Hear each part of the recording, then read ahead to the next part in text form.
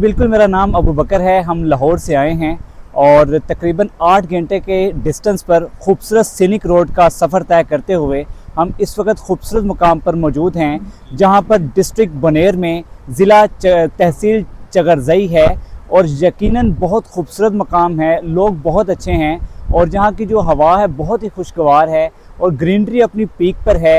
लोग इस तरह से आप अंदाज़ा करें उनकी अच्छेपन का कि पंजाब में जब हमें इन्होंने वेलकम किया बनेर में पुलिस ने, तो यहाँ पर चाय का पूछते हैं और पंजाब में चाय की बद में पैसे बटोरते हैं। यानी कि इतने खूबसूरत बेहतरीन जैसे ये इलाके का हुस्न बरकरार है, वैसे ही लोग भी बहुत ही मुतमिन, शादाब और खुशगवार मूड के मालिक हैं और खुले दिल फराग दिल के मालिक हैं। आप भी आइए, इस इलाके का हुस्न वाकई आप इससे आगे ट्रैवल कीजिए, शांगला टॉप की तरफ जाएं। यहाँ से इट विल टेक 3.5 आवर, जो कि यहाँ से इसकी जो एल्टीट्यूड बनेगा तकरीबन 7000 फीट सतह समंदर से बनता है और इंतहाई खूबसूरत मकाम है जहाँ पर आपको देखने को बहुत खूबसूरत गांव मिलते हैं। ग्रीनरी इस कदर हसीन आपको नज़ारे मिलते हैं, कुदरत यकीनन आपको अपने हुस्न में जकड़ लेती है।